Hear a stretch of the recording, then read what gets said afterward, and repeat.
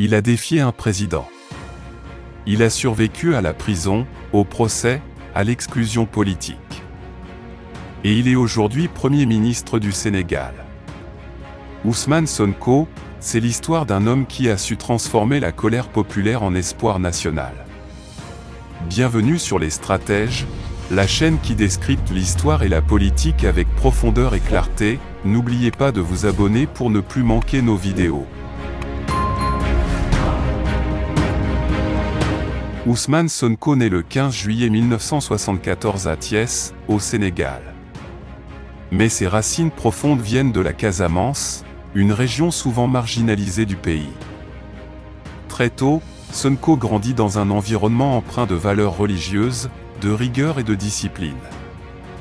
Il excelle à l'école, décroche un master en droit public, puis intègre la prestigieuse École nationale d'administration. Là, il se spécialise dans les impôts et les domaines. Un monde où il va très vite se faire remarquer. Ousmane Sonko débute sa carrière comme inspecteur principal des impôts et domaines. À ce poste, il observe les injustices, les fraudes fiscales, et le train de vie extravagant d'une élite déconnectée. Il tire la sonnette d'alarme, écrit des rapports, alerte.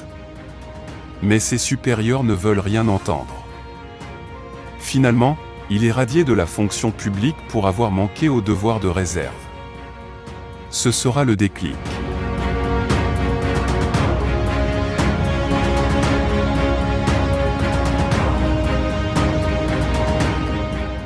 En 2014, il fonde un nouveau parti, le PASTEF Les Patriotes. Travail, éthique, fraternité. Des valeurs qui tranchent avec la classe politique traditionnelle. Très vite, Sonko séduit une jeunesse frustrée, avide de changement. Il ne parle pas la langue de bois. Il parle de souveraineté, de panafricanisme, de gestion transparente des ressources naturelles. En 2017, il est élu député. Et au Parlement, il fait ce qu'il sait faire, dénoncer.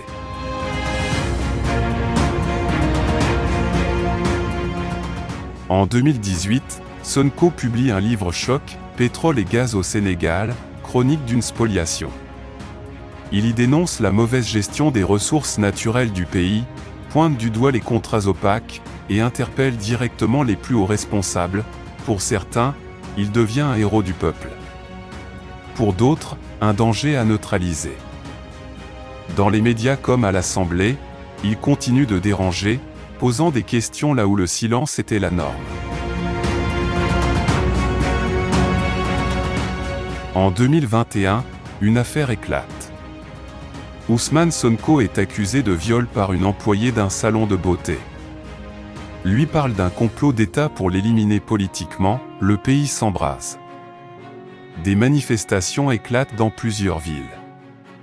Le bilan est lourd, plus de 14 morts. En 2023, nouveau rebondissement, il est acquitté pour viol, mais condamné à 2 ans de prison pour corruption de la jeunesse. Ce jugement entraîne son exclusion des listes électorales. Et comme si cela ne suffisait pas, le 31 juillet 2023, son parti, le PASTEF, est officiellement dissous par le gouvernement.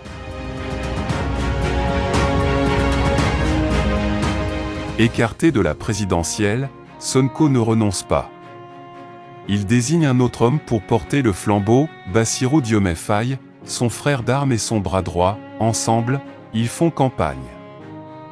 Depuis leur cellule de prison, le 14 mars 2024, ils sont libérés. 10 jours plus tard, Diomaye est élu président du Sénégal dès le premier tour. Une première dans l'histoire du pays. Le 2 avril 2024, Bassirou Diomaye Faye prête serment. Quelques heures plus tard, il nomme Ousmane Sonko Premier ministre. Le duo annonce une nouvelle ère, audit de l'administration, renégociation des contrats miniers, lutte contre la corruption, indépendance économique. Le ton est donné, rupture avec le passé, souveraineté d'abord. Mais la tâche est immense, et les attentes, gigantesques.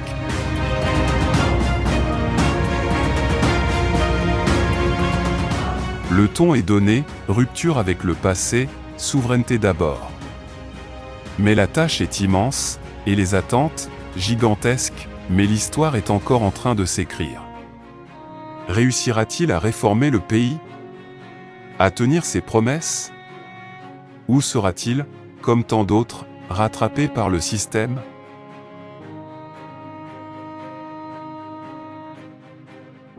Seul l'avenir nous le dira.